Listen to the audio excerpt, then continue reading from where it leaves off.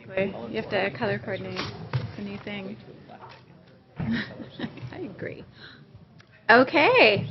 We're going to go ahead and call the August 5th Planning Commission meeting to order. Welcome. And if everybody could rise for the Pledge of Allegiance.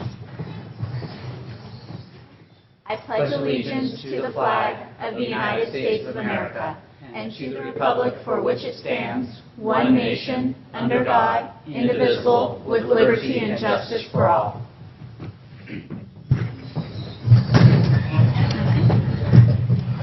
We can go ahead and have roll call. Commissioner Gutierrez. Present. Commissioner Marsters. Present. Vice Chair Silverman. Present. Chair Harper Pedersen. Present. Okay. Now we have public comment, and this is actually limited to the items that are not on the agenda. So is anybody here to speak about an item that is not on tonight's agenda? Okay. Seeing none, then we're going to go ahead and move on to our public hearing. And I am going to go ahead and read this for everybody's benefit. Do you want to do the minutes first? Yeah, that'd be good. Why don't I do that? No, I'm going to skip over them. Excuse me. Approval of the minutes, the July 1st minutes. Does anybody have any changes or additions to the minutes? I do not. I do not. Neither. Approval. Oh, I'm sorry, I do. Oh. Yeah, sorry. Spell your name wrong again? No. Just a couple quick things, and they're pretty minor, but I wanted to make sure that they were noted for the record in case it becomes a concern in the future. Under 201 Industrial, I believe it was me, I had asked about any concerns about the illumination of the previous sign. That's also true for the heritage sign, or excuse me, the monument sign on 1501, 1599. Again, I know that's minor, but I'm just thinking in case there's any future problems, I want them to know that the commission did ask if there were any concerns about that, and I know I did ask that. So to add the concerns, basically. And can you repeat the concern? Sorry. Right. The concern was about was to see if anybody else had any concerns about the lighting of the previous sign. Okay. And then under item C on 1001 Chestnut, I had asked if there had been any complaints on the equipment noise that's currently there. Okay. Those are my only changes. Move approval with those changes. Second. All those in favor? Aye. Okay. Minutes approved. Sorry, I glossed over that. We're going to go ahead and move on to the public hearing then. Item number 6, and I'm going to go ahead and read the paragraph for everybody's benefit. Procedure for public hearing. Staff will present a report on the history, physical features, etc. on the application, followed with the staff's recommendations. The applicant will make a presentation. Thereafter, interested members of the community may speak on the proposal. When all interested parties have had an opportunity to be heard, the hearing will be closed and no further discussion from the floor can be held. The commission will then consider the evidence and make its recommendation. If you challenge a public hearing item in court, you may be limited to raising only those issues you or someone else raised at public hearing described in this notice or in written correspondence that had been delivered to the city prior to public hearing. Speakers should fill out a speaker's form, which many of you already have, found at the door, and hand it to the recording secretary, who will hand it up to the dais. And then if you are speaking, please come up to the microphone, and please try to limit your comments to 3 minutes, and then we will go ahead and move on. So, Jill, if you could go ahead and present on 934 Laurel Street. Good evening, Planning Commissioners. My name is Jill Lewis, and I'm presenting the staff report for the consideration of our request for design review and grading and dirt hall approval associated with the construction of a new mixed-use building at 934 Laurel Street. As you can see from this image, it's surrounded by single-family residential on both sides and to the rear, mixed use across the street.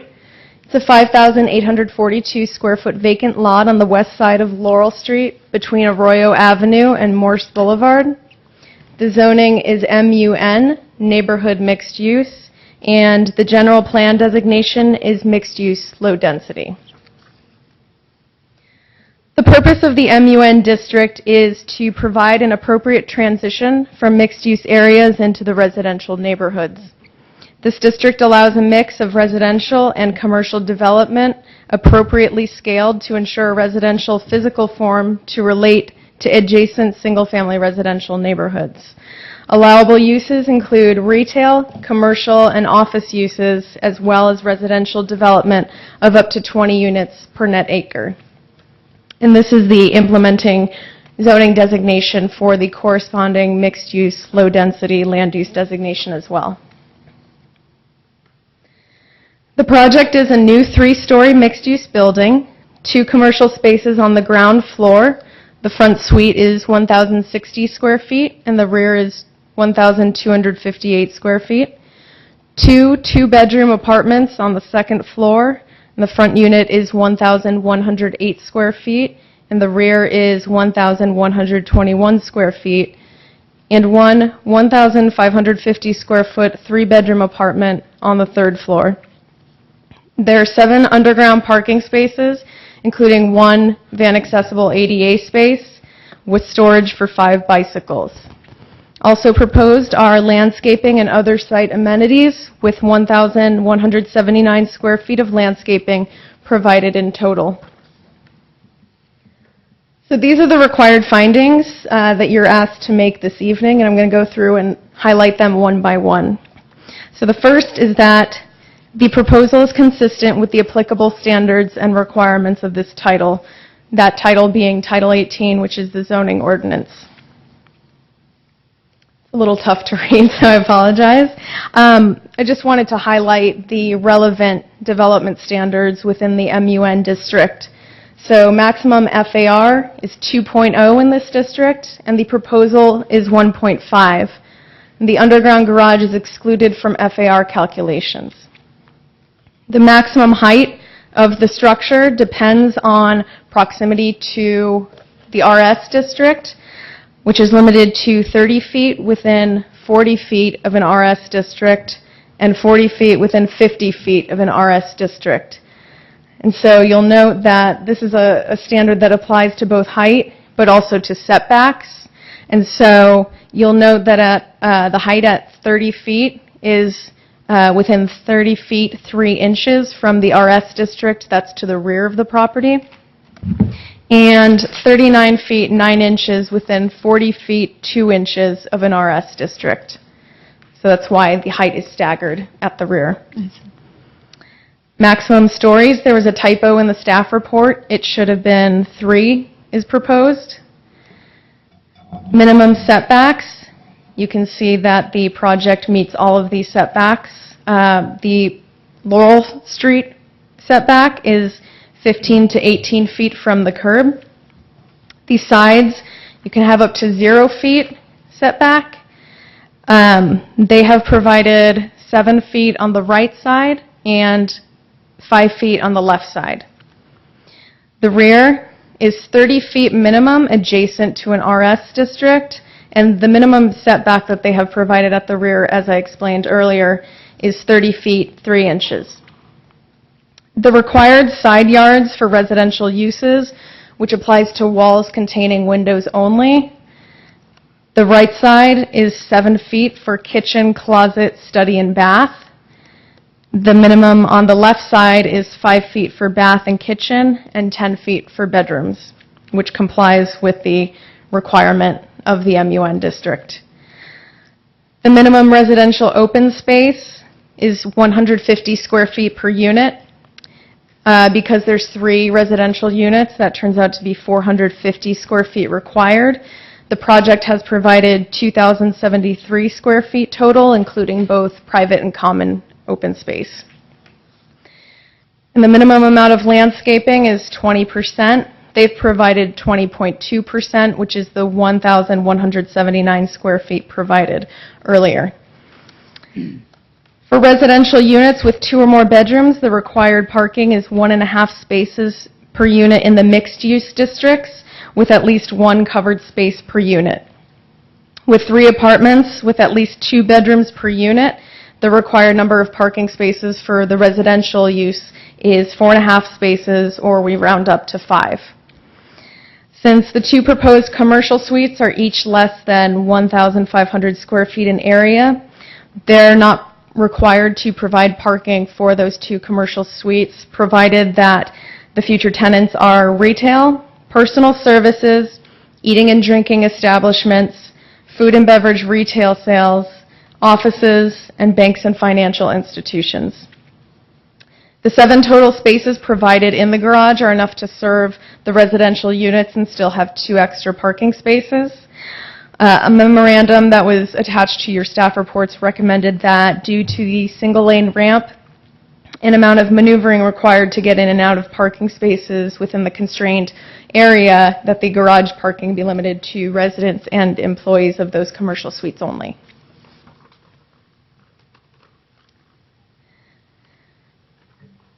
So the second finding is that the proposal is consistent with the general plan and any applicable specific plans the City Council has adopted. As there are no specific plans within the city, staff must consider the general plan alone when evaluating the project. Sorry, these didn't come out better, but I think the architects have better renderings. So this is the front elevation facing Laurel Street. This is the left elevation, which faces 940 Laurel. That's the property to the south of the project. This is the rear elevation, which faces the rear adjacent single-family residential that fronts on Walnut Street. And this is the right elevation that faces 926 Laurel Street. As provided in the staff report, the project is consistent with general plan policies that encourage a distinctive architectural style and use of high-quality materials, such as 2 different stucco finishes, a metal trellis accent, canvas awnings featured on the front and rear elevations, metal-clad wood casement windows and doors carried throughout all 4 elevations, with the garage door and balconies painted to match, a standing seam metal roof, and copper flashing to provide definition between the 2nd and 3rd stories in addition to the smooth plaster cornice. The railing at the 3rd story includes additional copper flashing and inset square panels at the front and rear elevations to create additional articulation and creative shading. The 3rd story steps back from both the rear and front elevation, which is not required of the latter, but does break up the perceived mass of the structure, allowing it to read as a 2-story building from passersby on Laurel Street. The 3rd finding is that the proposal is consistent with the applicable design review criteria in Section 18.29.060, Design Review Criteria. Based on feedback received, I'm going to spend my time highlighting these 2 design review criteria. So, item D, the design is compatible with neighboring development by providing a harmonious transition in scale and character between different districts.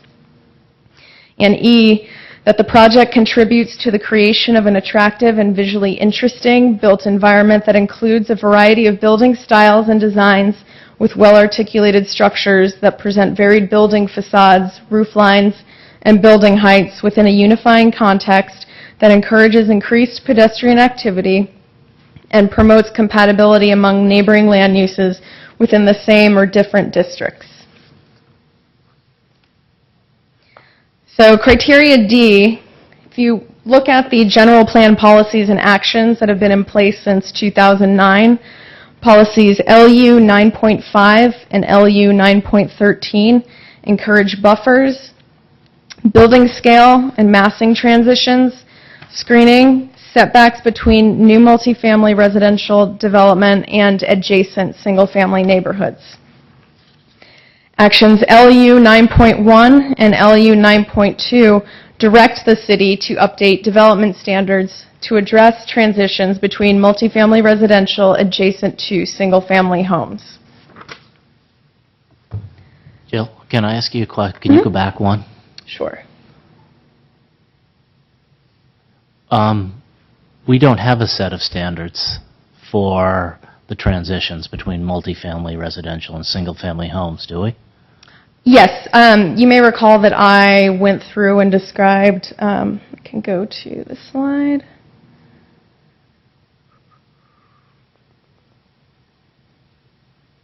So I described the maximum height within proximity of an RS district.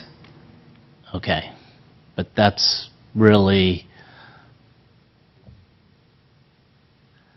okay, Zoning that's really zoning, but that's not design. talking of design transitions. That really doesn't address the design between a single-family home and a different building. So these are zoning, but they're not design transitions in any way.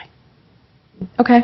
Okay? Commissioner Marsters, I think if we can go back to the slide that Jill was previously on, we want to point out that the general plan policies were developed back in 2009 to address these issues, and one of the actions required that the city update the zoning ordinance. So the zoning ordinance set in place development standards to address the transitional issues, which get back to the development standards that Jill was just talking about, which would be the 50-foot height allowance. But when you're within the proximity to RS, that allowance is reduced, and that's what's getting at the transitional issues that the general plan identified. So these were the policies and actions identified in the general plan, and then if we go to the next slide, these are the development standards that were set into place to further those transitional policies.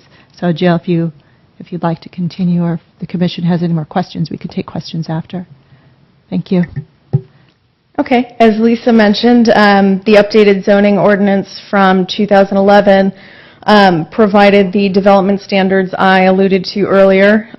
Again, the MUN district is intended to provide an appropriate transition from mixed-use areas into the residential neighborhoods. So, for example, the area across the street is zoned MUSB, and that's intended to have sort of a greater scale than the MUN, which is the buffer between MUSB and RS. Again, as I alluded to earlier, the transitional development standards, there's limited heights within close proximity to RS districts. And again, the rear setbacks, you could do up to 0 feet, but if you're adjacent to an RS district, then it's a minimum of 30 feet. Just to give you a little bit of context, this is looking north on Laurel Street. You have commercial development on the corner, commercial across the street. Actually, I believe this is mixed use on this corner, and commercial across the street. This is looking south on Laurel, and this is the building at 939 Laurel Street, which is a mixed-use building with commercial ground floor and residential upper floor. And then this is just to give you a perspective of, this is again the same building at 939 Laurel Street and 1001 Laurel Street, which is down there. And this is commercial in between. You have the single-family residential on this side.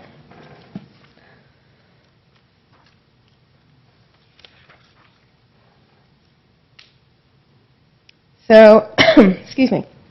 This is a project at 1600 Laurel Street, also zoned MUN.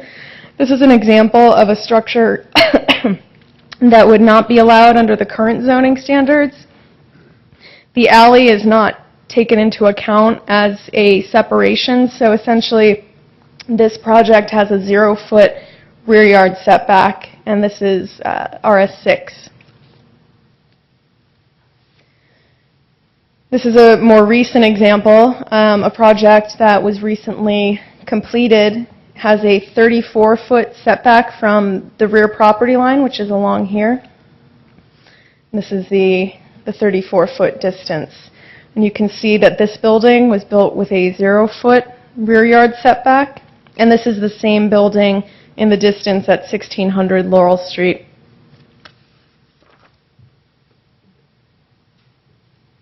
Oops.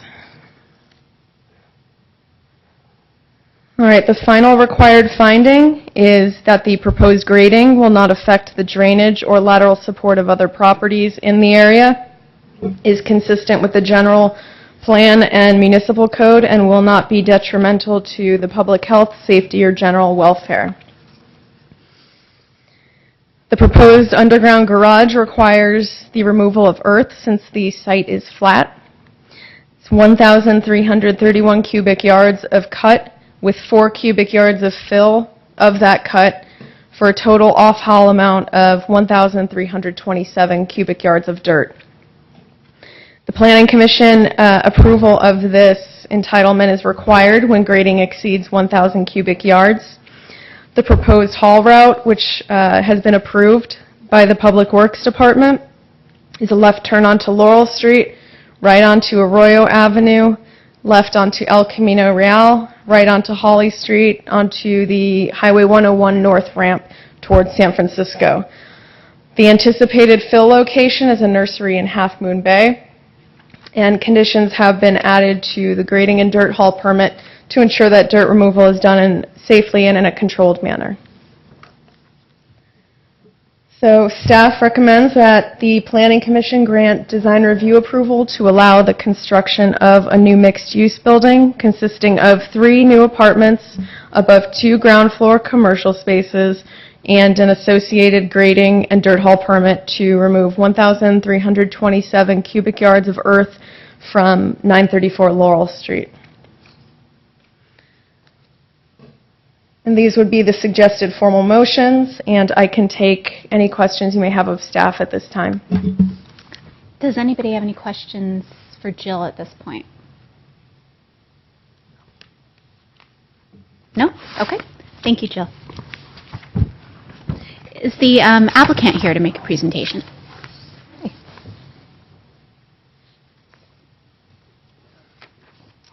Hi, my name is Benjamin McGriff of McGriff Architects, representing Paravati Construction, the applicant.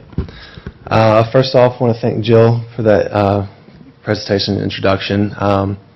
She and the planning department over the past year and a half, as we've worked through this process, have been critical for us getting to this point tonight and maneuvering through the zoning and planning code, so we really appreciate that. I guess first off, 934 Laurel Street is, as we all know, located near the heart of San Carlos. Laurel Street itself, I believe, is considered by a lot of people to be the main strip, the main drag, the primary pedestrian fairway.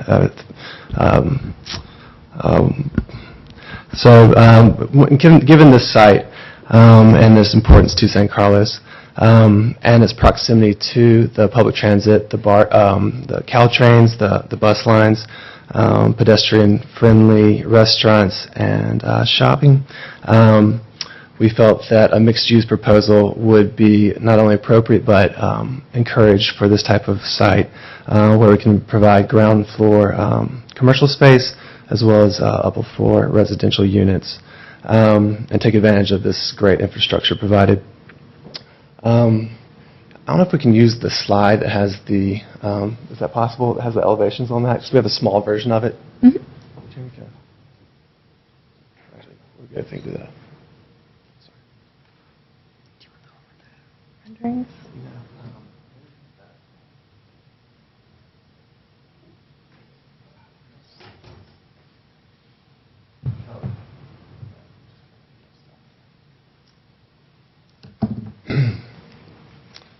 All right.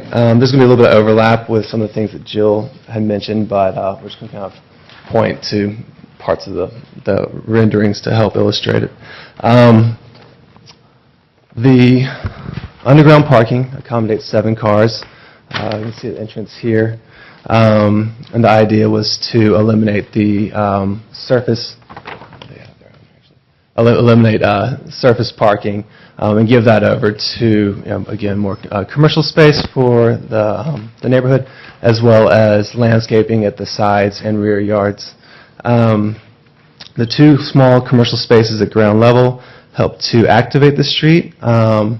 again, with the setback as prescribed by the zoning and planning, it allows for us to insert a small public plaza that helps to bridge the pedestrian activity of Upper Laurel Street and Lower Laurel. In addition, we've introduced some canvas awnings to help reduce the scale to something more pedestrian-friendly of the entry level itself. Let's see, at the second floor, we do have two-bedroom units, mirrors of themselves, with the balcony component connecting the first level of the dwellings up to the second level, or the top level of the dwellings. The top level is just a three-bedroom unit with kitchen, dining, living towards Laurel Street side, and two bedrooms to the rear side, both having access to their own balconies. The idea is that when the residents, whether it just be their families or if they're entertaining, if they have dinner out on a balcony, it's one that connects to their kitchen. As we've kind of gone over here already, the setback in the rear is prescribed due to it abutting a residential district. 30-foot is the rear wall setback, and a 30-foot height is the limit at that setback, and then we move another 10 feet to allow for the extension up. On the front, on the Laurel Street side, we implemented a similar measure, even though the zoning allowed for us to pull the mass of the building to have a 40-foot sidewall at that elevation. We found that the reduction of scale as perceived from the street did, in fact, help this building to blend in more comfortably with the existing fabric of the residential homes existing around it. And furthermore, it increased the privacy from the perspective of residents in the top unit looking out beyond their property. Let's see. The architectural style is Mediterranean Revival, popularized in the 1920s in the California coastal towns and cities. There are a number of great precedents in San Carlos that we took cues from. Several nearby buildings, in fact.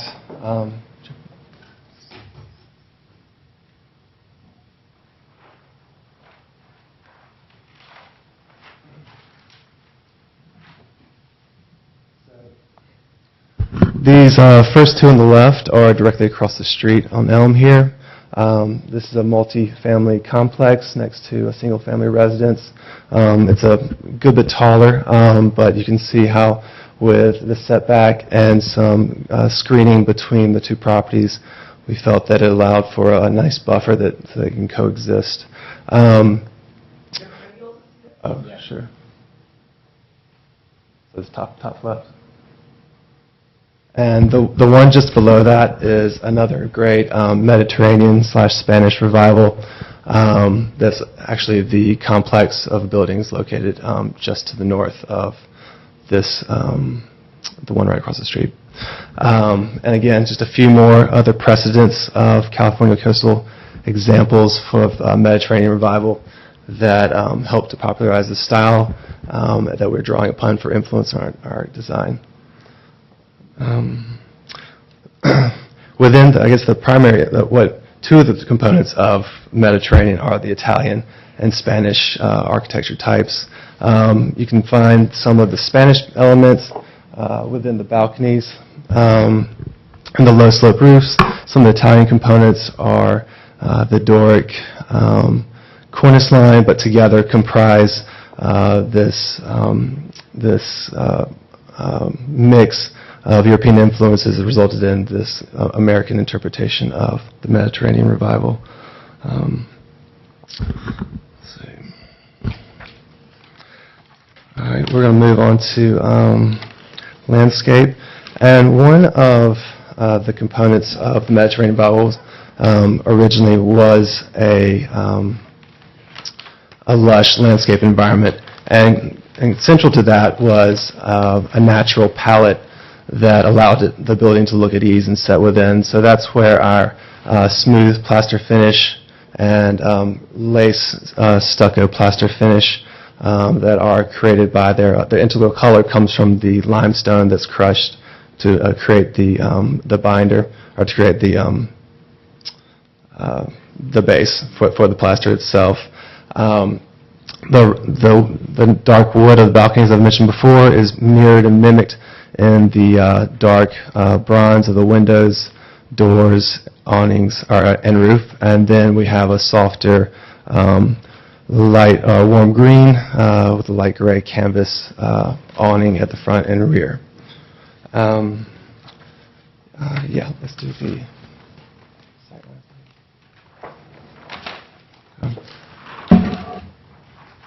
I will go back a little bit and talk about the sight lines relative to this building and the adjacent properties. As you can see, as I mentioned before, the front and the rear of the building both are stepped back from their end wall elevations.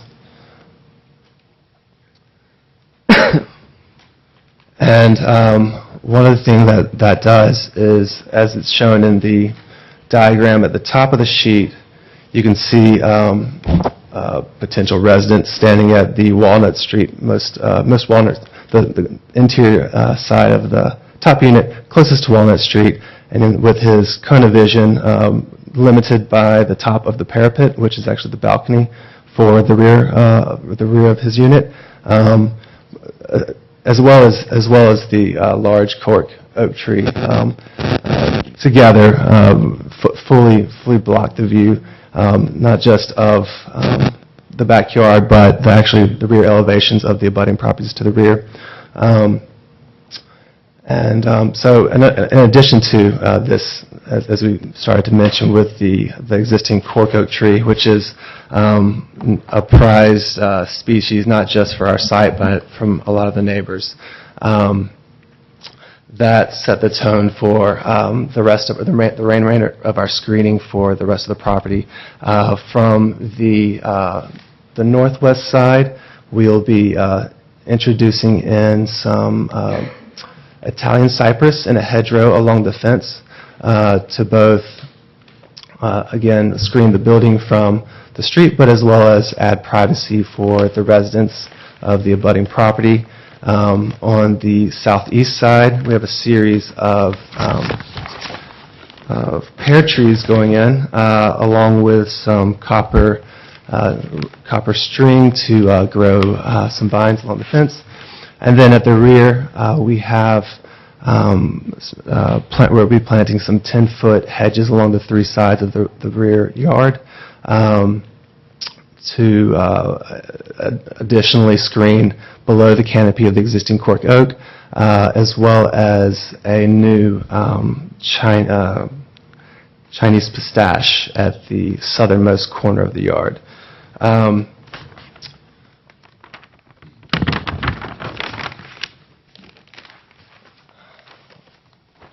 I guess one thing we wanted to kind of point out as it pertains to the screening and what's existing, these aren't the best images. They're pulled off of Google Earth and using their 3D massing program. Here's the project site. Here's the project site looking across Laurel, and this is looking from the northeast here. You can see the large oak tree here. This is it in this other perspective.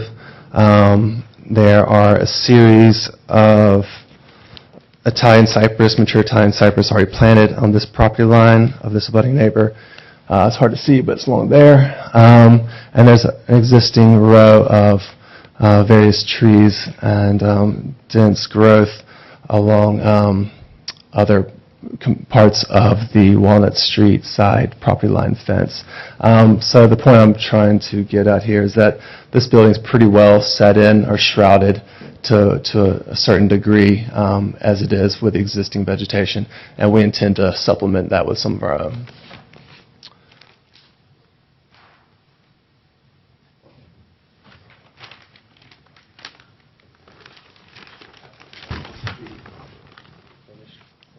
So this is the smooth plaster finish. This is for the doors, windows, we also get the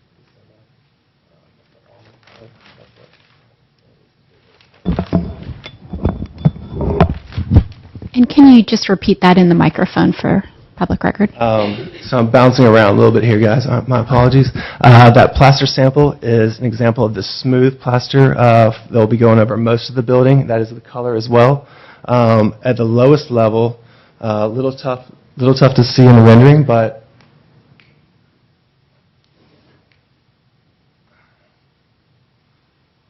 we'll also be including a what's called a lace stucco finish along the side elevations in the inset panels.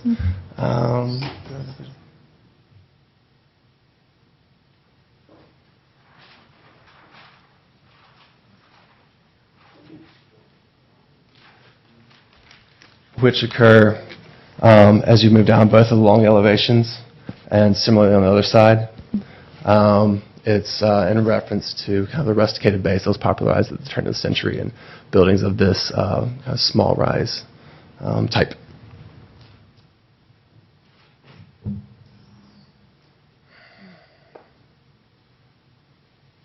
As I said, this existing cork oak tree is something that our clients prized about the site when they purchased it.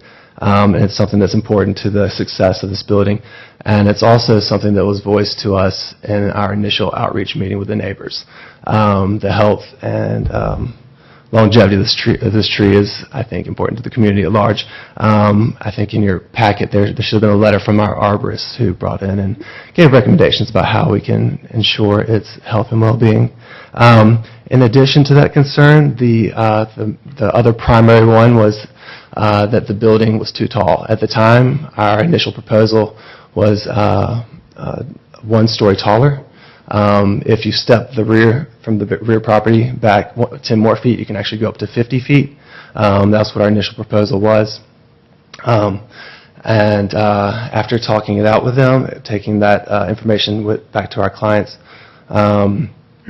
we came to the understanding and conclusion that it was in not only best interest for the community, but for the design itself, that we reduce the height of the building and reduce the perceived mass. So that's why we also voluntarily pushed in the front floor of the top elevation of the front, top floor of the front. So I guess in the end, thanks for the feedback, everybody. It really has made this project much better, and we feel much more successful. Thanks.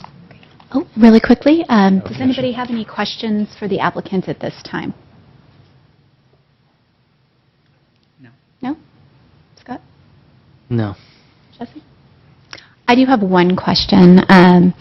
For the 2 retail spaces, I noticed they're pretty small in square footage. What do you envision going there? We're not sure yet. The reason that there are 2 retail spaces is that if you do 1 large retail space, it triggers additional parking in the garage below, and we just couldn't actually meet that on this property size.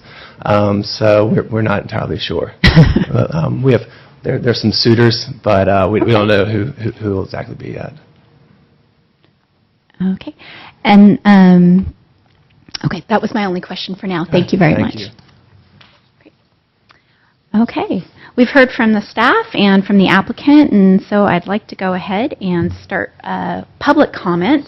I have, I believe, 7 speaker forms up here. If anybody else chooses to speak, just please bring a speaker form up.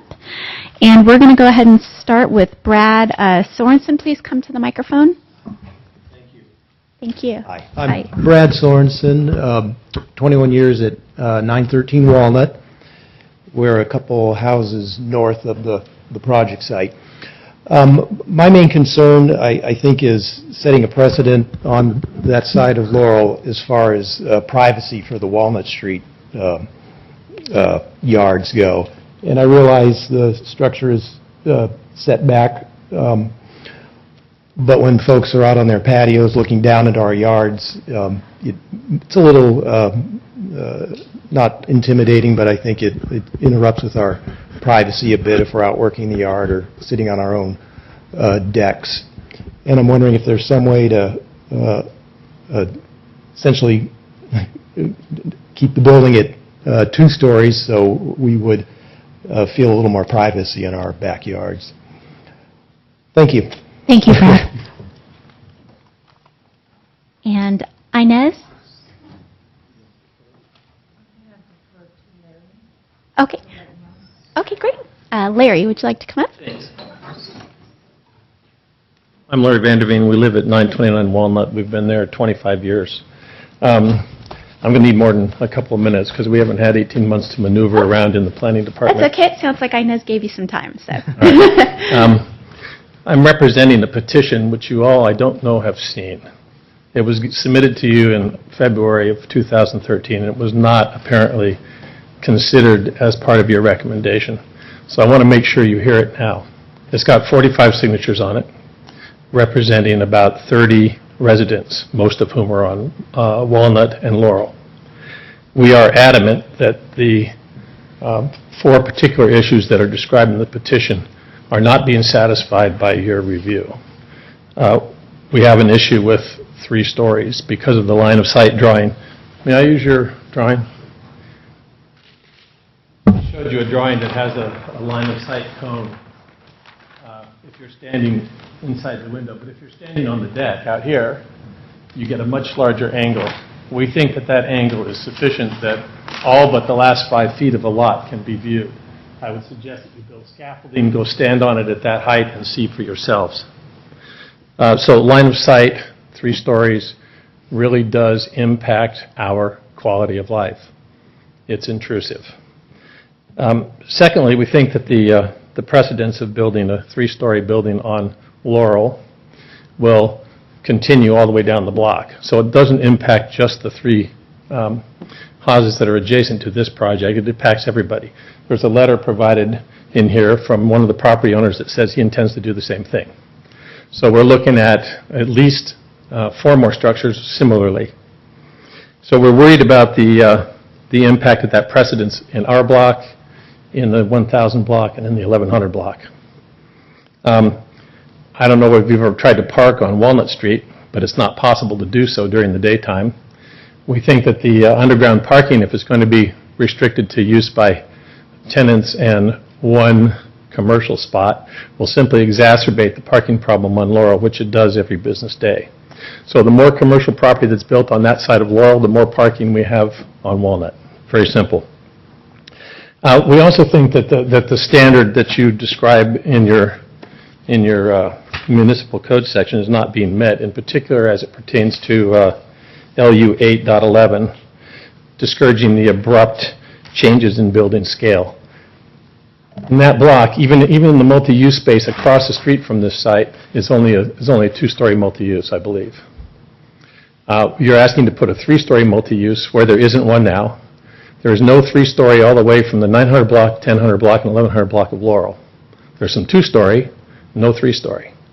We think that the 3-story is a precedence that we absolutely do not want to have in our neighborhood. It's that simple. And finally, we have a real concern about flooding. Every year, our street in particular gets flooded. If you can imagine, now there's 5 properties like this, each digging down 15 feet and putting in a concrete wall for the parking. It's a 40-foot wall, 5 properties wide. That's going to mess up the water table and the flow. The water table, even though your plan says it's in the vicinity of, it's typically 10 feet. When we dug our pool, it was 7.5 feet. If the water pool table's at 7.5 feet, we're very concerned about the depth of 15 feet in concrete. We don't know the impact of that in flooding. I think you all know that we have a flooding problem on that street. And it's been there ever since we've moved in. The houses that are adjacent to this project are exactly the ones that get flooded every year. 929, 925. So I don't think proper attention has been paid to the flooding issue at all. The notion that these structures are going to be there with these underground concrete parking lots suggests that the water table is going to be messed up in some way and the drainage won't happen. So that's really all I have to say at the moment. Thank you, Larry. I'm sorry, one more thing. Oh, sure. When we turned in the petition, there were 21 signatures for 30 addresses. I have another 14 signatures that I brought tonight for another 11 addresses. So Should I give them to Please Lisa? do. All right. Yes, thank you, Larry. Through the chair, could I ask staff to address the flooding issue? Sure. I know with Pacific Hacienda, they actually have to have a pump going at all times because of the water table. Can you address the flooding for this particular project here? I think Jill's looking for the evaluation.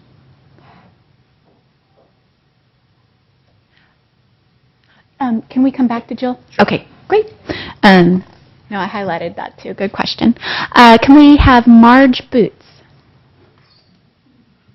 Thank you. My name is Marge Boots, and I live at 920 Walnut Street, and I've lived there for 25 years. I just want to add my comment to the water table situation.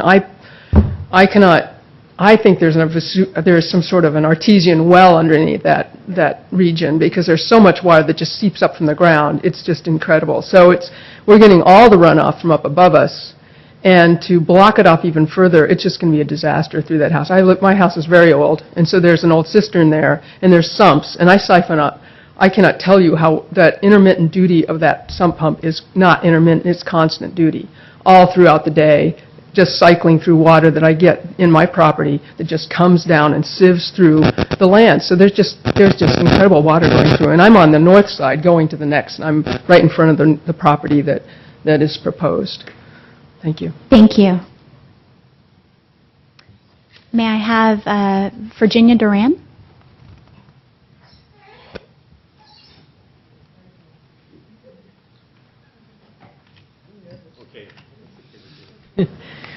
Well, I just want to address the flooding problem, and I'm very nervous. I live at 921 Walnut Street. I'm directly behind the project that's being spoken about tonight. And I have now, my house has a cellar. And in that cellar, I have to have a sump pump. And when it rains and when the flooding occurs there, that sump pump is going constantly. I have, more than once, had at least 12 feet of water in my whole entire yard from the flooding. That's how serious the flooding is. That's all I want to say. Thank you. Michael Kelly.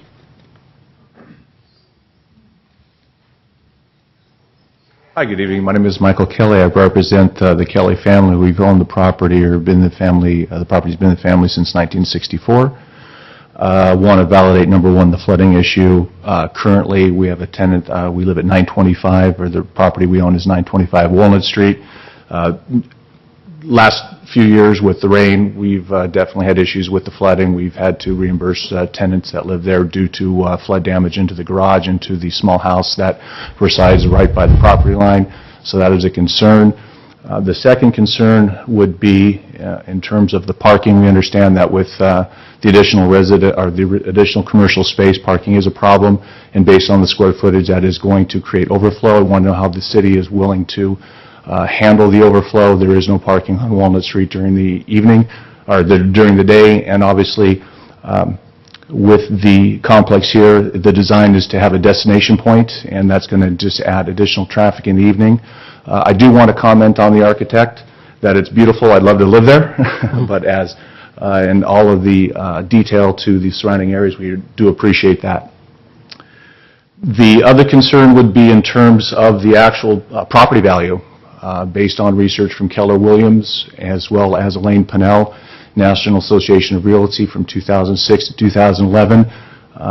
Properties that share a property line with multi-use properties suffer a decrease in property value of about 2%, and then the appreciation is about 2% versus 5% on the median. I want to know how the stakeholders of the new property development are going to address that issue. And that is my concerns. Thank you. Margaret.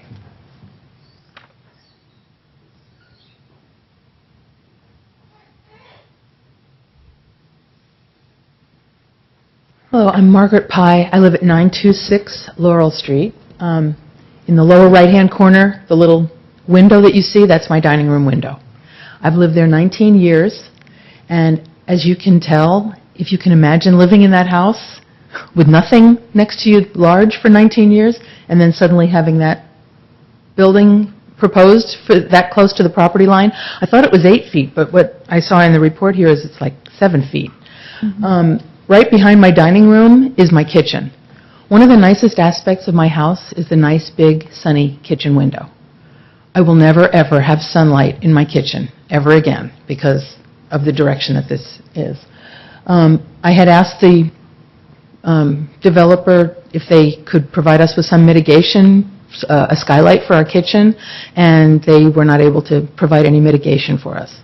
So I have concern about the loss of my quality of living, of not having my sunlight in my kitchen anymore, but also, as the other gentleman mentioned, the property value will be decreased by not having anything substantial with sky to look out the window at. Also, I have concern about the construction. That's going to be so close to my house. I worry about dust. I worry about vibration. How can I be assured that this construction and all the digging to get all that dirt out is not going to damage the foundation of my house? And what would be my recourse if I do find structural damage to the foundation in conjunction with this construction project going on? I'm also wondering if there's any precedent being set on this that would preclude me from doing, either allow me or preclude me from doing something with my property sometime in the future. Could I demolish my house and build a similar project, and that would upset the people on Walnut Street? And and then there's 2 more houses north of mine. So will those property owners also be able to do that? I'm sure that's the concern of the Walnut Street residents. In addition to the construction and vibration that I'm concerned about is we have, like I said, we've lived there 19 years. The lot has been vacant for about 14 of those 19 years. So we have been planting at our expense various trees all along the property line. What if the construction damages our trees that we've invested a lot of money in planting? What's our recourse for that? Also, we put up the fence that currently sits between our 2 properties. And what if the construction damages the fence? Will they repair that? Will there be any recourse for us on that? And other things that I can't even imagine, like the flooding issue. We have flooding on our property as well. But other things like when something this large is being built this close to our house, what if something falls off and hits the roof of our house and causes damage there? What's our recourse for that type of thing? And I work full-time, but my husband's retired, and he wasn't able to come tonight. But I feel sorry for him spending days in that house for however many months this construction project is going to go on, with the noise and the dust and the disturbance. So I have a lot of concerns about this, and I think possibly the gentleman that's circulating the petition, he might have come up with a good plan to make it 2 stories rather than 3 stories. I think that might mitigate a lot of the concerns that a lot of us have. Thank you. Thank you, Margaret. Inez, did you have anything to add? Yes, my name is Inez, and my main concern is that we use our backyard a lot, and we are completely going to lose our privacy back there because from that balcony, anybody can stand there and just stare at our backyard all day long. So that's my main concern, is our quality of life will decrease. Thank you. If you can come up to the microphone. Thank you. I wanted to put something on the record I forgot to say. With regard to the dirt hauling, I think you should postpone it until you've decided, and then you should give us enough time to react to your decision and litigate if we want to with regard to hauling the dirt, in particular as it pertains to the concerns about flood. So if you don't address that completely, we'd like to have some recourse on that. Thank you, Larry. Okay, seeing no other speaker cards, I would like a motion to close public hearing. Oh, I'm sorry.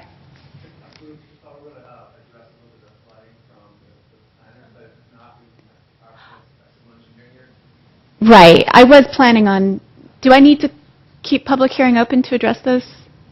Okay, I'm sorry, then I'll keep those open. Yes, please. Jill, do you have what's needed to address the concerns? Yeah, so I was just going to say that Public Works did review these plans and issued a recommended set of conditions of approval.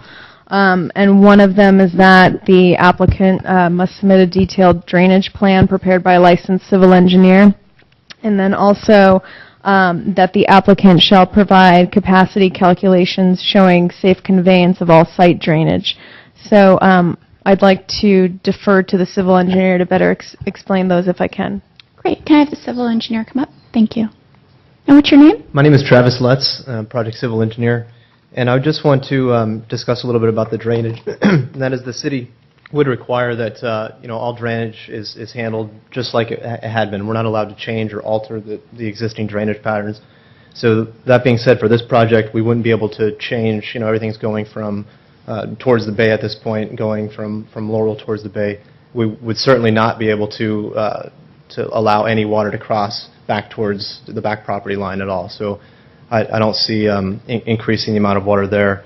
As far as the groundwater table, yeah, we have some reports that say it could vary as little as 6 feet. So we are anticipating a very shallow groundwater table.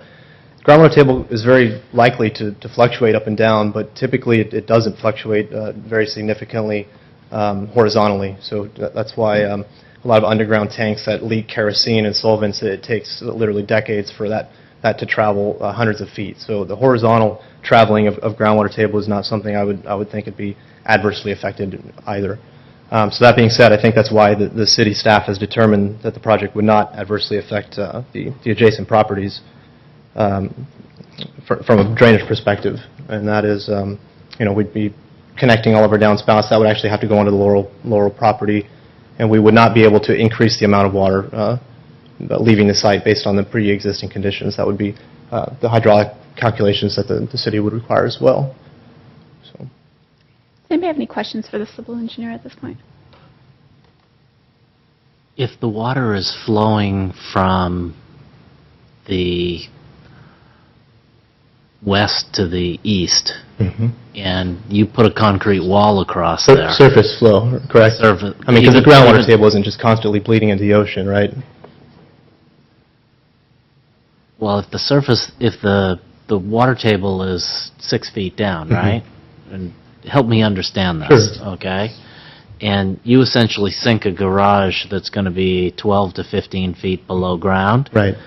And now, if the water is flowing from west to east, okay, it's Surface water going from west to east. so the water underneath is not flowing towards the bay at all. I mean, So, it's 6 feet. fluctuating directionally towards the bay at hundreds of feet per decade, yes. So there's no flow towards the bay, is what you're saying. I didn't say there was no flow towards the bay. I said the horizontal flow of groundwater table is very small, yes. And that's, again, why when gasoline tanks are contaminated and then they've been leaking solvents into the groundwater table, that's why we're able to go in and mitigate those sites and remove the contaminated area, because it hasn't contaminated the entire groundwater table, or else we'd all be devastated by that. Okay.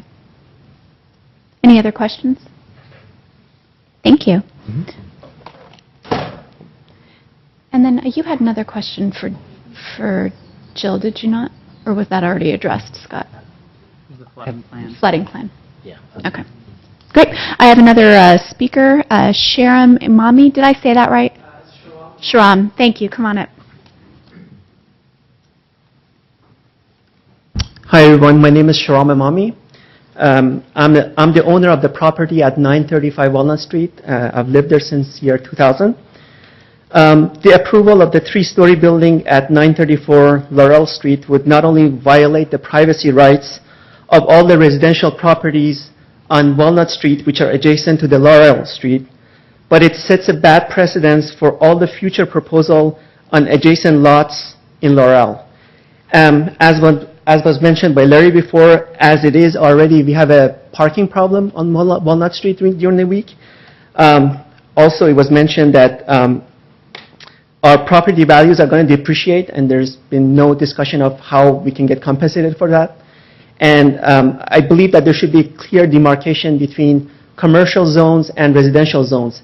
If you approve this proposal, would you also approve a proposal if I bring a proposal and say, why not build a 3-story building on Walnut Street? Because I'm right adjacent to these guys. I mean, where does it actually end?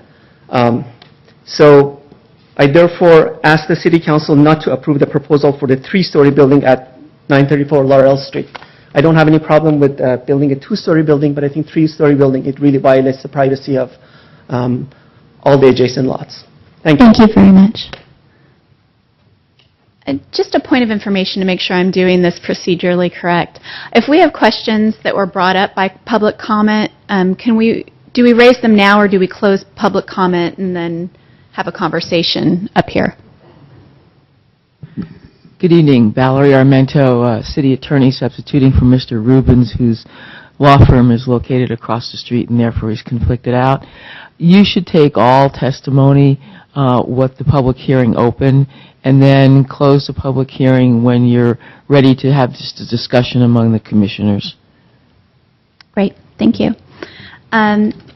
Then really quickly before we close public hearing, many times the residents had brought up privacy rights and privacy concerns, and I know that many residents in San Carlos are not familiar with our, I guess our policy zoning as far as privacy. So could you give some clarification on that?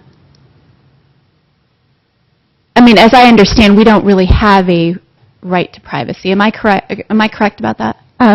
Yes, I guess you could say that the development standards together as a whole, they provide direction for how buildings should be oriented and situated on the site.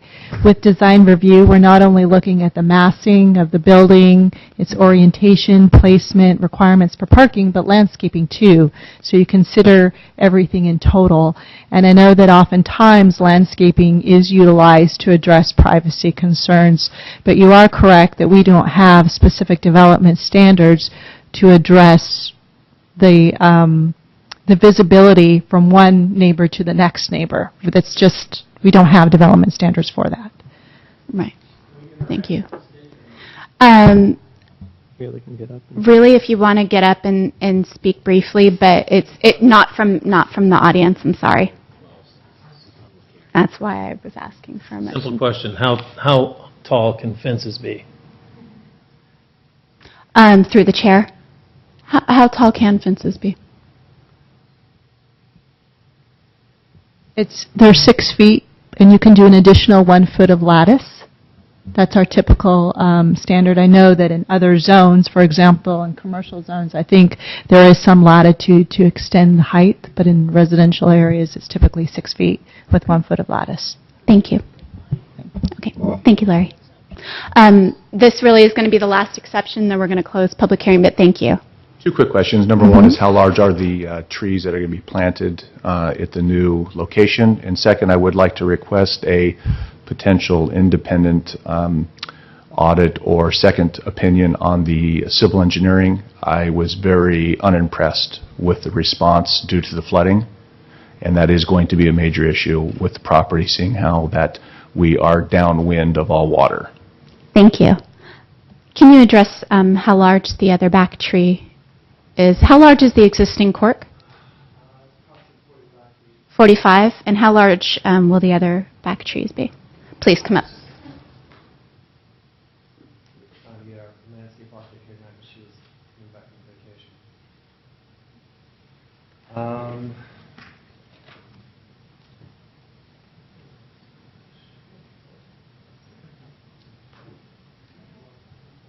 Okay, it looks like the stash will be starting from a 24-inch box. Yep. It's the size of the box that the tree comes in. It doesn't tell you the height of the tree. Okay. Thank you. That's the answer we have. All right. Thank you all very much for the information and the testimony. I would like to now entertain a motion to close public hearing so we can deliberate. Move to close the public hearing. Second. All those in favor? Aye. Aye. Thank you.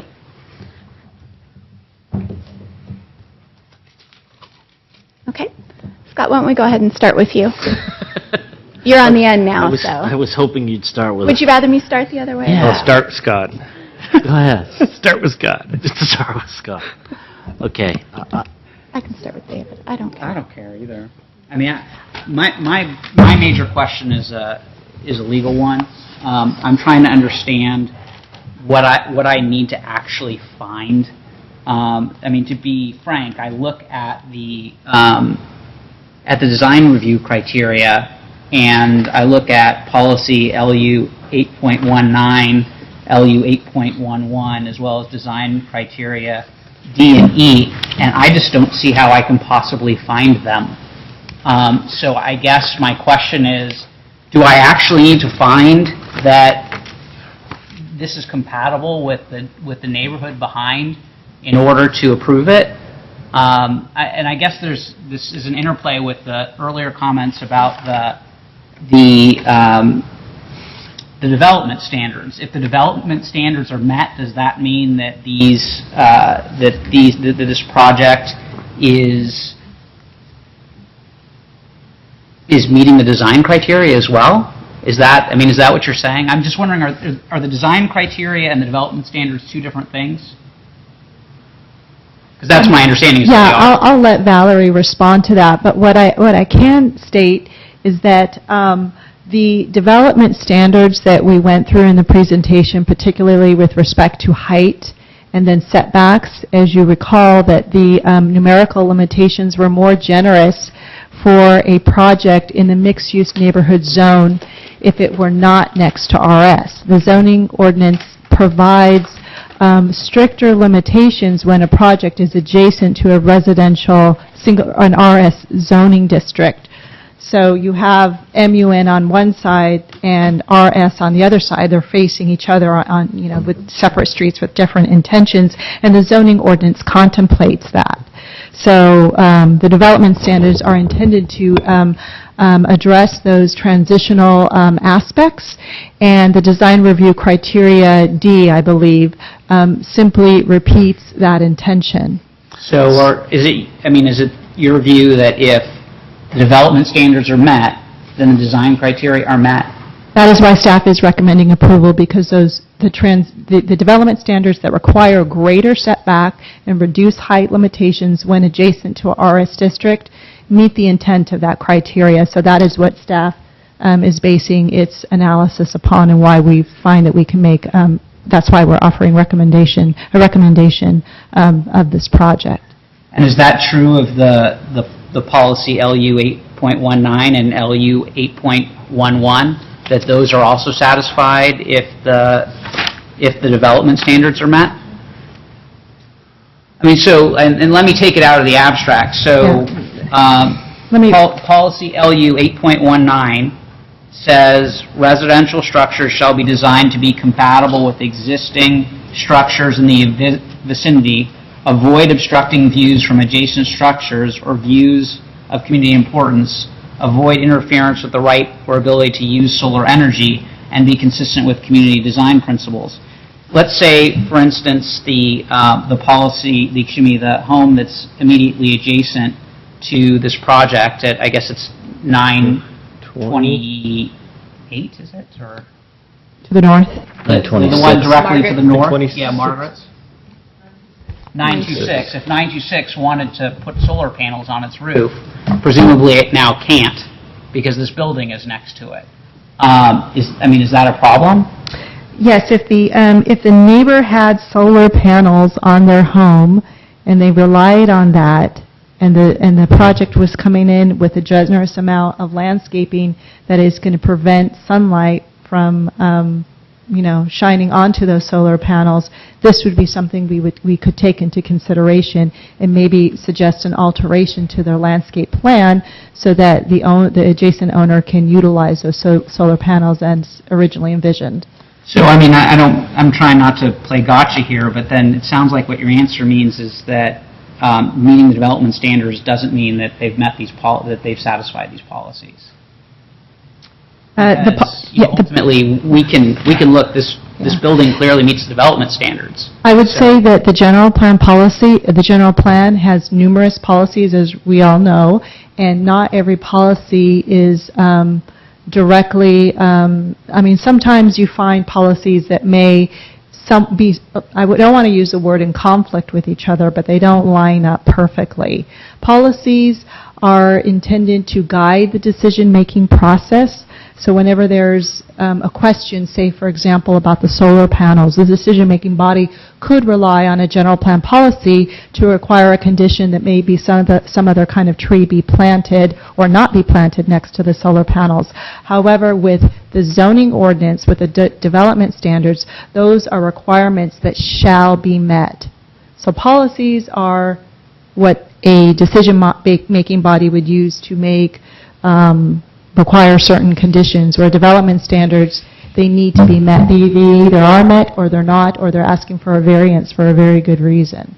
Well, so what if I conclude factually, because I went and I looked at the houses on Walnut.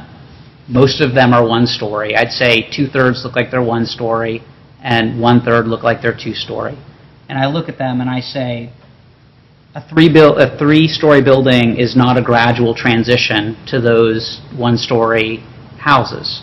If I conclude that, does that mean I conclude that this project is inconsistent with the policy and therefore cannot be approved? Well, staff would rely on the development standards. Again, sorry to repeat myself, but the rear yard setback going from 0 to be required at 30 feet, so you can do 0, but when you're next to RS, you need to go back a minimum of 30 feet. So that addresses the requirements for buffering and creating a transition so that you don't have two buildings next to each other that are out of scale, if you will. Now, the RS zoning district does allow for 2 stories, and the MUN allows for 4. So, in consideration of that, in conjunction with the generous setbacks, or the setbacks that are required for these areas of transition, we feel that it is consistent with the general plan and obviously does meet the standards as outlined in the zoning ordinance. And if I could expand a little, the provisions in the municipal code that relate to design review, the introductory provisions with regard to the purpose clearly state that one of the purposes of design review is to ensure that development will be compatible with not only existing but with potential new development. So building on what was said previously, you have an area that the zoning allows 4 stories in the neighborhood, MUN, sorry, and you have 2 stories allowed in the adjacent residential. Also, you have at the introduction to all of these design criteria listings, it talks about obtaining design review approval has to satisfy the criteria to the extent that they apply. So if the City Council has determined that you have 2 zoning districts that are different but compatible to some degree because they're adjacent to each other, you have to factor that into your decision making. Can I step in here for one thing? So when you look at policy LU 8.11, and the way you were expressing this was looking at the residential neighborhood behind the proposed building as being 30 feet away, and there are all these design guidelines for how far that needs to be away. Yet on either side of this project are single-family homes, okay, within the same district. So I'm sort of trying to figure out, I can begin to see how you get to it between the districts, okay, but I don't see how you get to it with single-family homes on either side of this building. how do you get around the discourage the abrupt changes in building scale?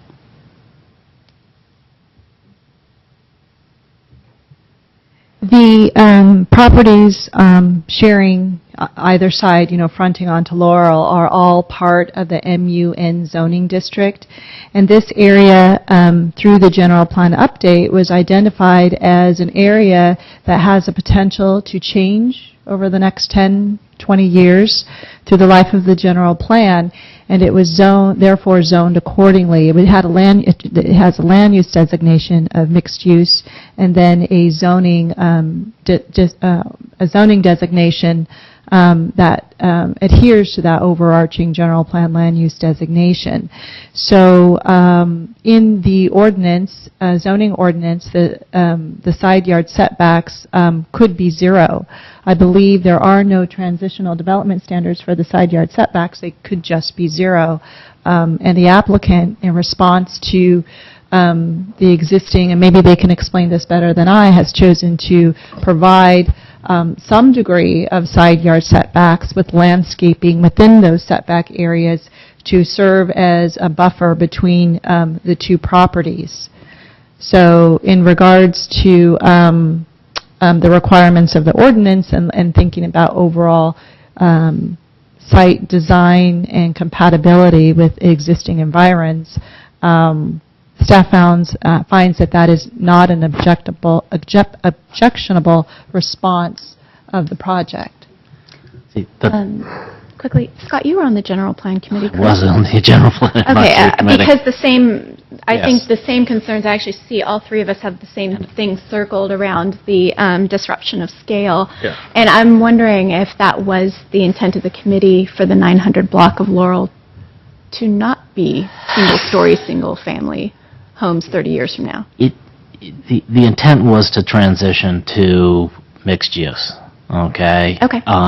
But the intent of the general plan, and it's stated in LU 8.2, where it's sensitive to the character of the adjacent structures in the immediate neighborhood. In LU 8.4, it says, at the end, it says, sensitive to the interrelationships of surrounding uses and structures, especially residential. And you see the same thing in LU 8.11, where it's discourage abrupt changes in building scale. And LU 8.19, residential structures shall be designed to be compatible with existing structures in the vicinity. Okay? In every single case, we as part of the general plan, we put that in there multiple times because we understood that the most important thing is how you transition from building to building. And it seems to me that this is a situation where we have a concern, and I've heard it at least from one other commissioner and a hint at it from a third, is that we seem to have a problem finding that this transition is appropriate at this location. Well, certainly that this is the process of design review, and obviously the commission will make its determination tonight. But it's probably obvious to everyone that it's hard for a project to be the first one in on the block. There haven't been any projects, I believe, proposed for this block, which is intended, again, to be that transitional area and to change over the course of time. And they're the first one in, and it's long been a vacant site, so it is very, very apparent that is true. But again, given the fact that these properties could change over time, if there were 2 or 3 story buildings already built, it's a little bit easier for a project like this, of course, to come in. So, and I was part of the planning commission for the building that was shown further down on Laurel Street, where 15, yes, and so was Angela. And the difference between that building and this particular building here was the fact that that building was surrounded by other two-story buildings, and so it was relatively easy to put a three-story building in between them. From where I look at this project here is I sort of go in two directions. One is we look at it and we say, it just doesn't work, okay? The second is we look at it and we go, okay, we have some problems with it, but what would it take to make this project work on this site? How do we begin to address the neighbors' concerns? And so we can go in either direction here, but I just want to say that I do have quite a few concerns with this, and I'm happy to try and work them out.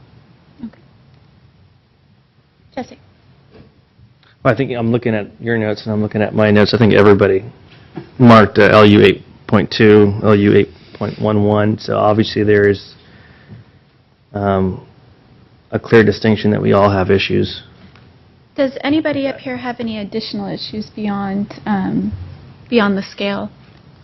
I got massing I that got we wanna lots of address? issues. I got lots of issues I'd like to address, and I can begin to go down through those things. If we decide that that's the direction we want to go, we want to make this project capable of being approved. Okay. And I can start listing some of those conditions. Well, let me go ahead and ask that of the other two. David, is that where you're leaning, of making this a project that can be approved? I just don't know how. I thought, well, you could just remove the balcony on the back. It's a beautiful building. I want to say it's an absolutely gorgeous, gorgeous building. To echo the gentleman, I would love to live there too. But it is so out of proportion to the houses on either side and the houses behind it, with the exception of one massive house on Walnut. Whoever's house that is also a beautiful house. 929 Walnut, whoever that is. Also not particularly fitting with the rest of the street, the houses on Walnut. But we all walk the streets today, apparently. Yeah. It's just so out of proportion. I don't know how. And the oak tree. I'm ignorant of trees, but aren't oaks deciduous? So presumably, for most of the winter, there's not going to be any foliage.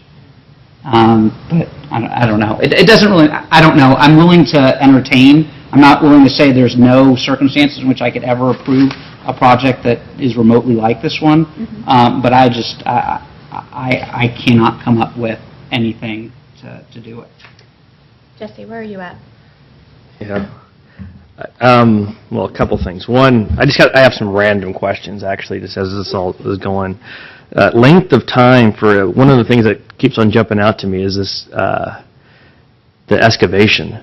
It's quite a bit of excavation. How long does that take for that much dirt and that much grading and that? A week.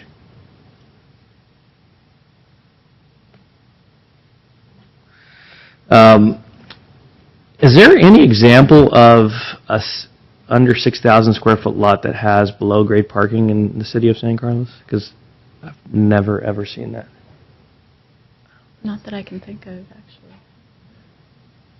Okay. The commercial parking, while I know that it's not required, the architect kind of hit the point as to how they kind of got around that. It's a problem down there, whether it's a requirement or not. I'm just talking, I understand you've met the criteria, but I drive past that location at least 6 times a day. And it doesn't matter what hour of the day is. There's usually no parking, or there's a traffic jam because it's a 4-way stop there. So I don't know of what kind of, 1001 Laurel is a good example of how long it took to get, tenants there. It's still an issue whether or not it doesn't need to be met on a criteria. So I'm just kind of speaking out of turn there. So to Scott's question, are you interested in looking to find ways to approve this project? I think the scale has to be brought down. I mean, that's the only thing because of the transition. And I think staff had mentioned something about RS to MUN to MUSB in forms of the development standards are obviously MUSB is much greater, but the MUSB is across the street, and if you look at the buildings even across the street, they're not as big as this one is. So, I'm sorry, is that true? Are the buildings across the street? I believe the project, the one that's painted yellowish, orangish Yeah, the color. pretty color, at yeah. 939. I believe that is a 3-story. It's- Did people are nodding, yeah, the third story is kind of minimized, but it is actually 3 stories. Thank you. I'm sorry. Very small piece. yeah, exactly. It's staggered. It's only a few units that actually are quite through level. So. I didn't mean to interrupt you. Yeah. So that was my. Those are more comments, some questions, but. Okay. I think I'm probably the outlier on this then, even though I do have the similar concerns about the scale in proportion to the single-story houses flanking either side. I see the zoning in this particular block as this building meeting the intention of what the MUN district should be and what this part of Laurel should be, and perhaps I'm going to get in some trouble for saying this. It seems to me that the building fits the overall character of Laurel, but it's the single-family homes that don't fit. However, I know, good thing I'm not running for anything. However, is that what we're directly supposed to be looking at when we look at adjacent properties? I don't know. So my inclination is to say that this seems to fit in with where we want Laurel to go, and I am inclined to try to find a way to make the findings. So I guess that puts me as a little bit of an outlier here, but that's where I stand.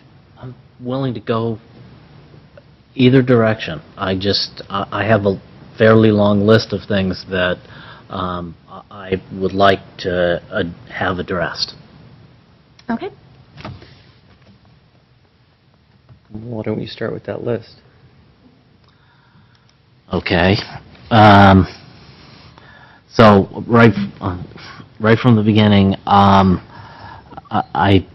I still have a concern about the drainage plan and the impact to the other properties. That was something that was on my list from the beginning. I think that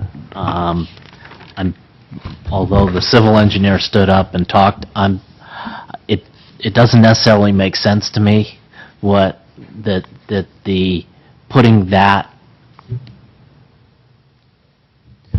underground parking garage there won't have an impact on the surrounding properties. And I would want to see how that is addressed, and I would prefer to see how that is addressed prior to me approving the project. Okay? So I'd like to understand how that is addressed.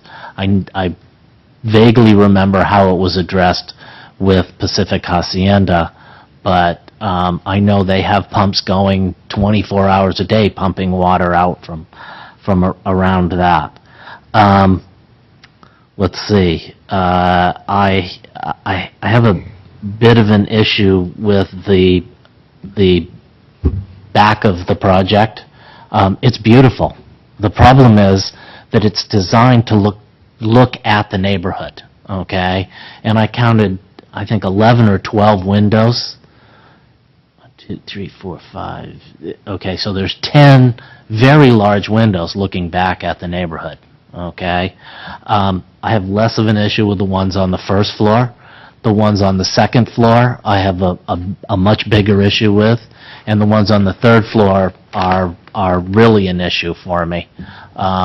And the balcony on the back is an issue for me also, because all of those are concerns that directly relate to the neighborhood.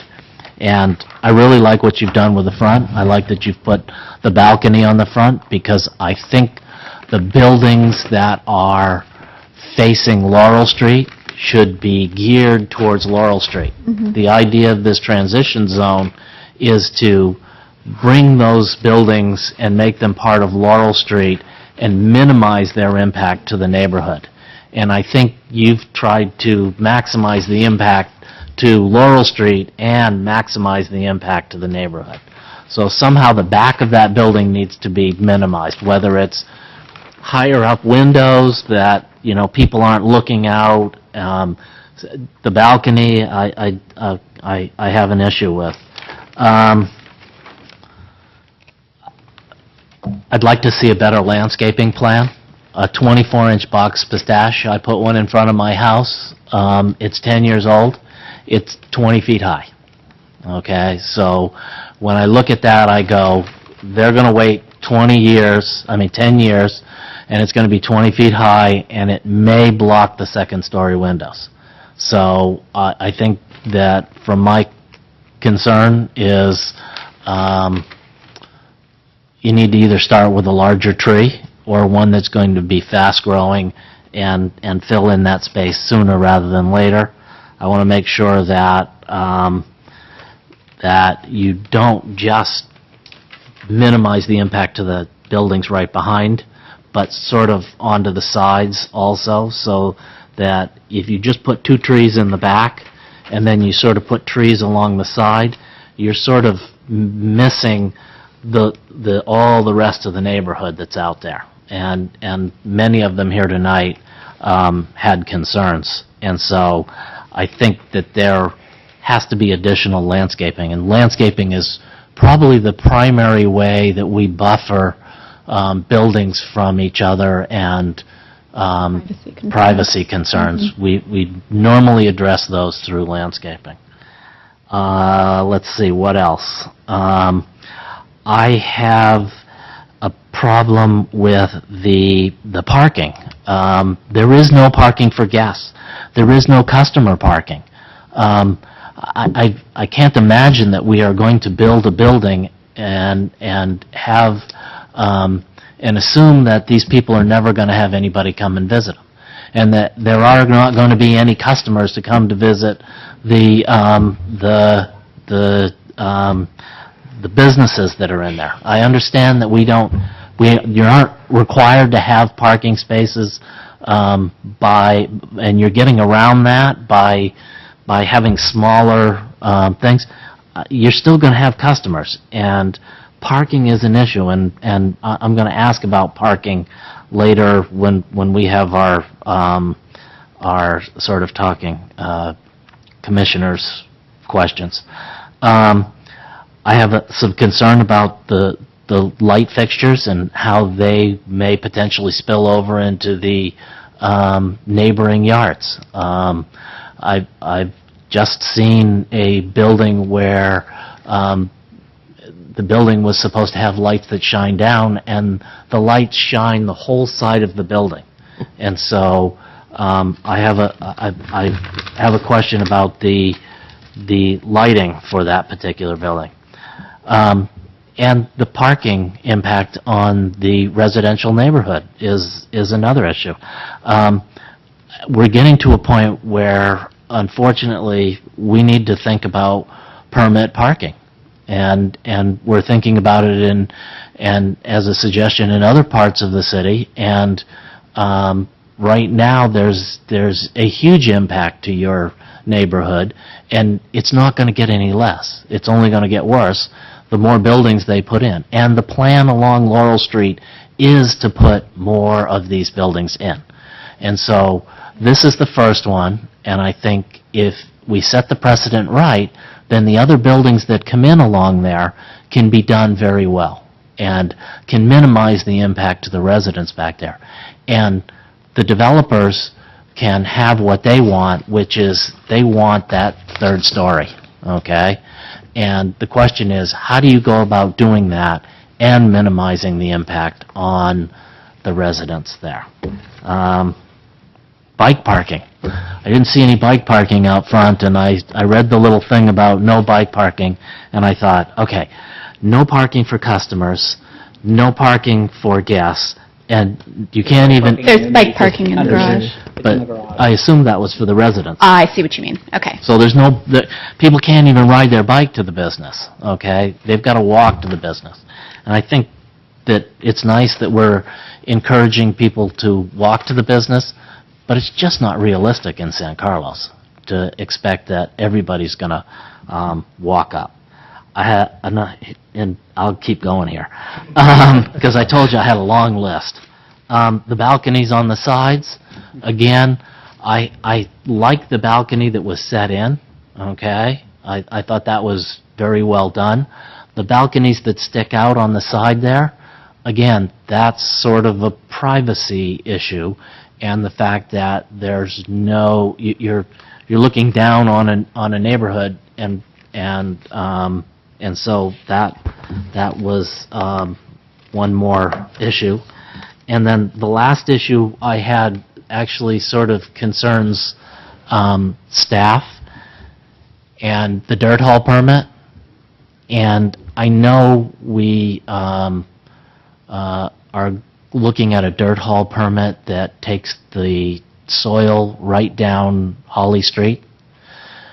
But I think if we can try and do dirt haul permits that actually go out to El Camino, go down Britain, and then down Industrial, we won't actually be hauling all of that dirt right in front of residential homes.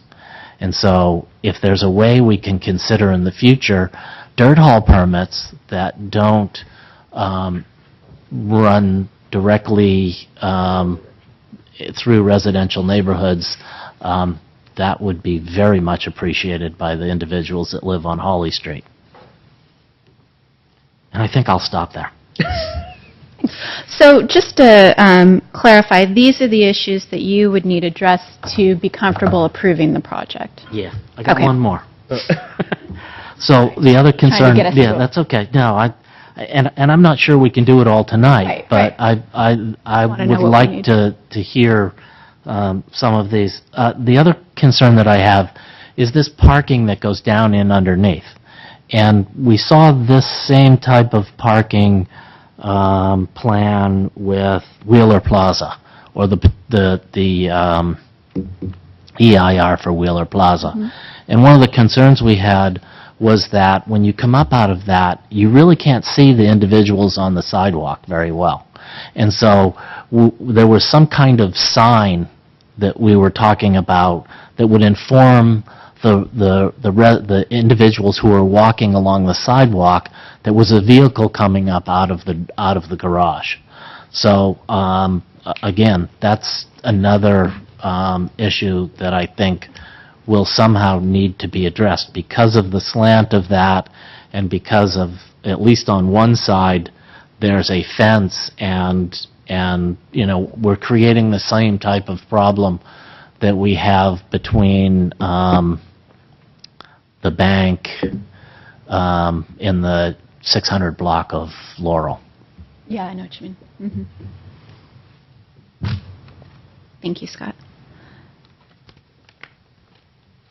David, are there any mitigations or anything you can think of that would allow you to reconcile this for approval?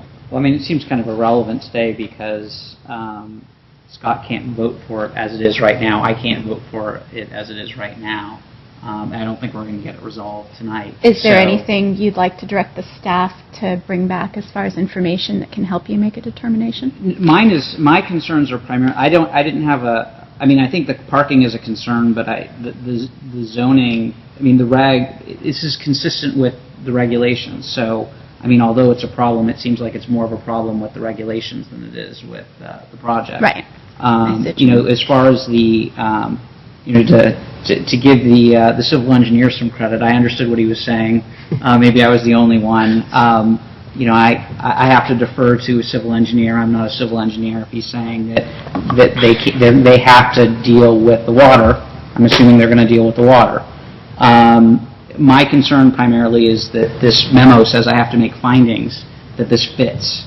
And as of right now, I can't make findings that it fits because I don't think it fits. Fair enough. All right, fair enough. Jesse? Exactly what you said right now. Ditto. Okay. Okay.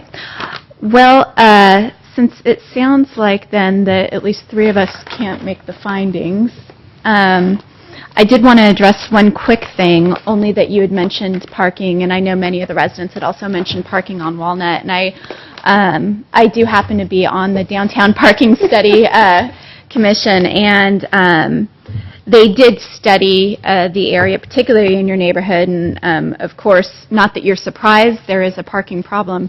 It is highlighted in red right there on Walnut, but I just did want to let you know that I know that that is something that the committee is working on as far as solutions for not just that particular block, but many of the blocks that have parking issues. That is something that the city is truly addressing and that we're in the middle of. So I just wanted to make that comment. Okay, so I guess how do we proceed from here then? I don't know that we would make a motion, because at this point a motion would... One way to do it would be to move to continue the public hearing. That's what I was thinking. Would we move to continue and then with some direction to the staff to give some more information? That's correct. The commission can make the motion that this item should be continued. Great. And the commission can also direct staff and the applicant to address some of the concerns that we heard tonight, if that's what the commission would like to see the applicant return back with at the continued hearing. Great. Do you feel comfortable making that a motion to continue? I think the question that we as a commission need to make is, are there at least 3 of us that feel that we would like to bring this back, or are there less than that or are there 3 that don't want to bring it back and want to, do we want to move forward, or do we not want to move forward with the project at all? So that's the decision. Okay. I would like to move forward with the project, and I'd like to find a way to make it work if possible. That does not mean it needs to be exactly the way it is here. I would like to see 2 some... separate questions, basically. Right. So let me start with the first one. I will make a motion to continue the public hearing to a date uncertain. Second. All those in favor? Aye. Aye. Great. In that case, then, Scott, can I assume that you would like Answers? answers to the questions that you posed earlier, including Or solutions? answers or solutions, including the windows on the 2nd and 3rd floor, the balconies, particularly flanking the back side of the property? Staff has a list. You have a list? Okay, great. If we go any Landscaping, further, parking. we're talking about it outside the public hearing. Perfect. Okay. Actually, do we have to reopen the public hearing before we do that? I think we may have closed the public hearing, in we which did. case we need to, I'll make a motion to reopen the public hearing and continue it to a date uncertain, because I think otherwise we won't have reopened the public hearing. Correct, because we did close it. So can I get a second? Second. All those in favor? Aye. Aye. Okay, thank you. We'll go ahead and continue the public hearing at a date uncertain. Thank you, everybody. We are going to go ahead and move on then to item 7, unless I'm making some big procedural error doing that, to reports, correspondence, and general information. Lisa, do we have any report from recent city council actions? No, there's nothing from the planning division regarding any projects related to what we're doing over on our side with respect to council to report back to the commission with. Okay, thank you. Planning Commission, comments or reports? Does anybody have any comments or reports? I'm hoping for a report on the parking study. I do have that. Anybody else have anything Nope. other than the parking study? Okay, forgive me, I should have actually made copies so that you guys could see this, and I will pass it around. so you guys can see what's been going on. But as you know, I am on the Downtown Parking Study Committee, and they've held several meetings. They've held meetings publicly, and then one meeting with of the committee to talk about what they've gleaned from public surveys, as well as the actual traffic study done by, TJMK Transportation Consultants.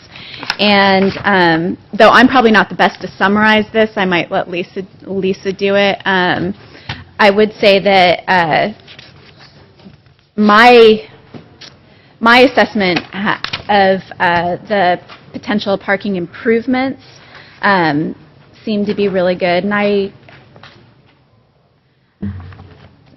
there certainly is a challenge on certain blocks of Laurel and immediately surrounding, but I don't think the problem is necessarily I don't think the problem is something that we can't deal with pretty effectively, and I like the solutions that we're coming up with on the study. And maybe I'll let Lisa talk a little bit more about that. Certainly, I don't have the data and graphs in front of me, but I can share with the Commission that this study included a presentation to the downtown merchants and to the community members of San Carlos. We had 2 meetings that were held.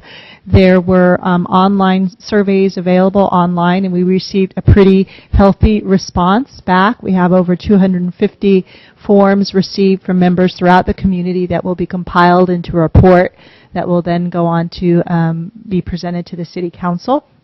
We had our meeting with the Parking Advisory Committee, and we shared the results of the parking inventory. So the charge of the study, and some of you may already know this, but it was really to do a baseline analysis of existing conditions. So the charge was to inventory all of the parking downtown, on-street, off-street, public, and private, and then to determine the level of occupancy. So the occupancy levels have been identified, and as Angela mentioned, there are some areas in downtown where we know that there is a high level of occupancy, and areas that were adjacent or off of those streets, maybe just 1 or 2 blocks in, had less of a parking I guess you could say a parking concern threshold. The threshold is actually 85%. So if there's 85% or more of parking occupancy, that's a signal that there is a parking issue, and there may be some parking management strategies that a city may want to address. Anything less than 85% is considered to be a non-issue. There could be it'll take a little bit longer to get the exact spot you want, but that you will find a parking space. The next step includes a presentation to the Transportation and Circulation Commission. That'll be on Tuesday, August 20th at 7:00 p.m. here in Council Chambers. So if anyone's interested in attending that, you can hear the presentation again.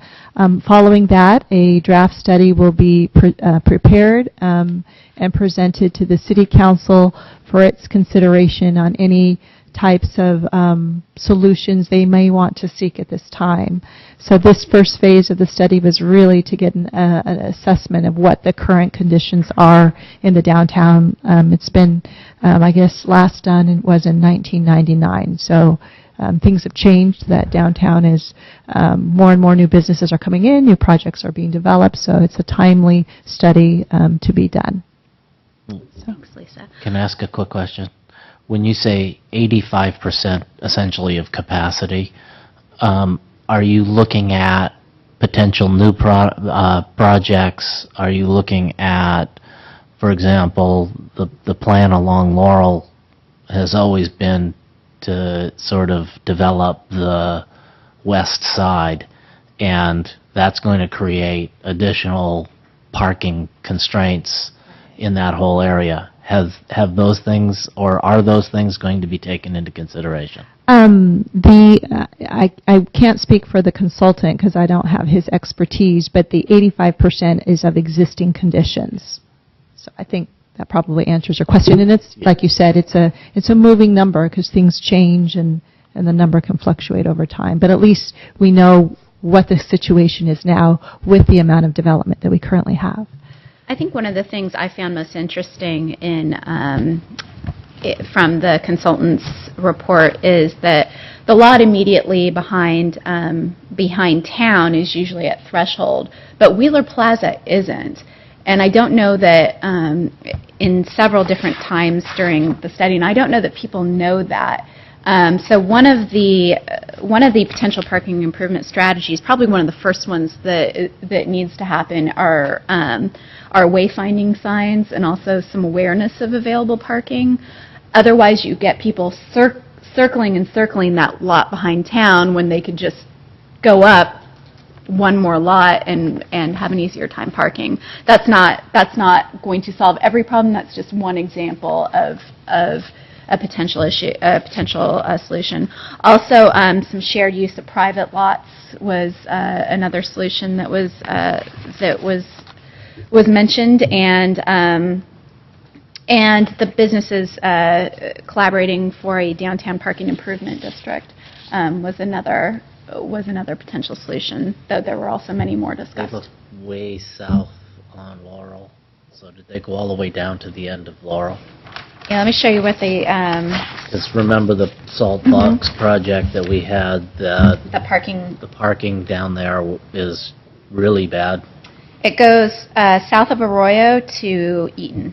Okay.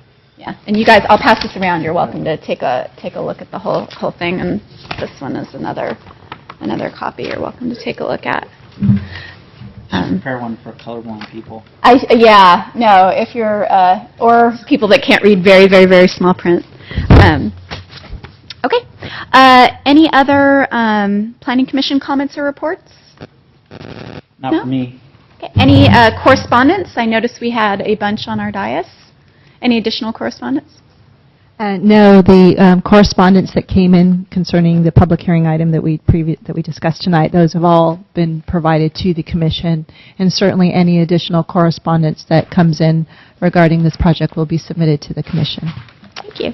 And then any additional planning staff comments, reports, or updates on current projects, Lisa? Certainly. With respect to the Planning Commission appointment, as you know, we have one vacancy on the Commission. It's my understanding that the City Council will make their appointment on the 26th of this month, August 26th. The next hearing with the Planning Commission is scheduled for the 19th. However, at this point, the division doesn't have any projects that are ready to be scheduled for that particular night. So it's very likely that we could have a cancellation of the Planning Commission hearing of August 19th. The next hearing with the Planning Commission would actually occur on a Tuesday, which is September the 3rd, simply because the Monday is the Labor Day holiday, so the meeting has been pushed forward a day to Tuesday. So most likely the next time we'll all convene will be on Tuesday, September 3rd. We talked about the downtown parking study. Thank you, Angela, for that. The only thing that I was going to mention was that there's a meeting with the Transportation and Circulation Commission, again, August 20th, Council Chambers, 7 p.m. A couple of projects that we do have coming up before the Planning Commission, as you might recall, is a new LED billboard at 800 Branston. Another project that we have coming before the Commission involves two new tanks for Cal Water, and these are at 700 Crestview Drive and at 3372 Melendi Drive. This project is currently undergoing environmental review. That will be circulated for a period of 30 days, and then subsequently we can schedule the public hearing with the Commission. And then lastly, we have received, I think it is the city's first application for a Mills Act contract, and this is in regards to historic properties that can apply for a contract with the city.